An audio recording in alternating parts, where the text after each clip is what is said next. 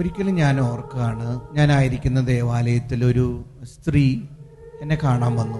അച്ഛൻ തലയെ കൈവച്ച് പ്രാർത്ഥിക്കണമെന്ന് പറഞ്ഞു. പ്രാർത്ഥിച്ചു. അത് കഴിഞ്ഞിട്ട് അവർ കുർബാനയ്ക്ക് പള്ളിയുടെ ഏറ്റവും പുറകിൽ ഏറ്റവും ദാഹത്തോടെ പങ്കെടുക്കുന്നതൊക്കെ ഞാൻ കണ്ടു. ഒരു മെലിഞ്ഞുണങ്ങിയ ഒരു സ്ത്രീ. കുർബാന കഴിഞ്ഞ് കഴിഞ്ഞപ്പോൾ ചില ആളുകൾ എൻ്റെ അടുത്ത് വന്നിട്ട് പറഞ്ഞു, അച്ഛാ അവർ നല്ലൊരു സ്ത്രീയൊന്നുമല്ല, ഇവിടെ അറിയപ്പെടുന്ന ഒരു അശുദ്ധിയിൽ ജീവിക്കുന്ന ഒരു സ്ത്രീയാണ്. കുർബാന കഴിഞ്ഞപ്പോഴും അവരെൻ്റെ അടുത്ത് വന്നു. എന്നിട്ട് പറഞ്ഞു, അച്ഛാ ഞാൻ ദൈവത്തിൻ്റെ കരുണയ്ക്ക് യോഗ്യയാണോ? എന്നോട് ചോദിക്കുകയാണ്, അച്ഛാ എന്നെ പോലെയുള്ള ഒരാൾക്ക് ദൈവത്തിൻ്റെ കരുണ കിട്ടുമോയെന്ന് ചോദിച്ചു.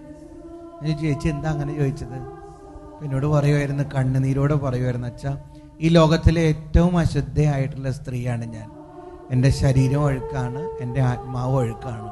ദൈവം എന്നോട് കരുണ കാണിക്കോ?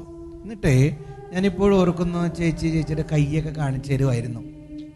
എല്ലായിടത്തും മുറിഞ്ഞിരിക്കുകയാണ്, എല്ലായിടത്തും കൈകളിലൊക്കെ മുറിഞ്ഞിരിക്കുകയാണ്. സ്ത്രീ പറയുമായിരുന്നു, ചിലർ സിഗരറ്റ് കുറ്റി കൊണ്ട് കുത്തിയതും മാന്തിയതും, പിന്നെ അവസാനം ജീവിതം മടുത്തിട്ട് ഇവർ തന്നെ ബ്ലേഡ് കൊണ്ട് ശരീരത്തിൽ വരഞ്ഞതും ആത്മഹത്യക്ക് ശ്രമിച്ചതും ഒക്കെ കാണിച്ചു തരുമായിരുന്നു. ഞാൻ പറഞ്ഞു, ചേച്ചി ദൈവത്തിൻ്റെ കരുണ ചേച്ചിക്കല്ലാതെ പിന്നെ ആർക്കാ ഉണ്ടാവുക?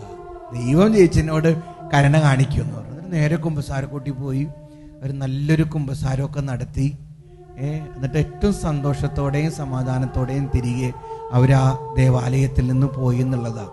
അപ്പോൾ ബൈബിളിലെ യോഹന്നാൻ 8 നമ്മൾ വായിക്കുന്ന ഈ വ്യഭിചാരത്തിൽ പിടിക്കപ്പെട്ട സ്ത്രീയില്ലേ, ആ ഒരു ചിത്രം എൻ്റെ മനസ്സിലേക്ക് വന്നു. യോഹന്നാൻ 7 ലൂക്കാ 7 ഉണ്ടല്ലോ, പാപിനിക്ക് മോചനം.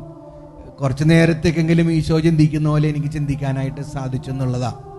സങ്കീർത്തനം 119, 175. കൂട്ടം വിട്ട ആടിനെ പോലെ ഞാൻ അലയുന്നു, അങ്ങയുടെ ദാസനെ തേടി വരണമേ.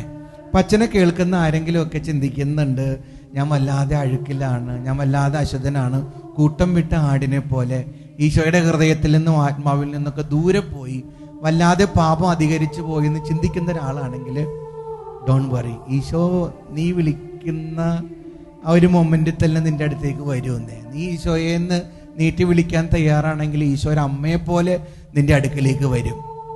നീ ഒന്നും മനസ്സ് തുറക്ക്, ഈശോ നിന്റെ ഹൃദയത്തിലേക്ക് രാജാവായി കടന്നു വരും.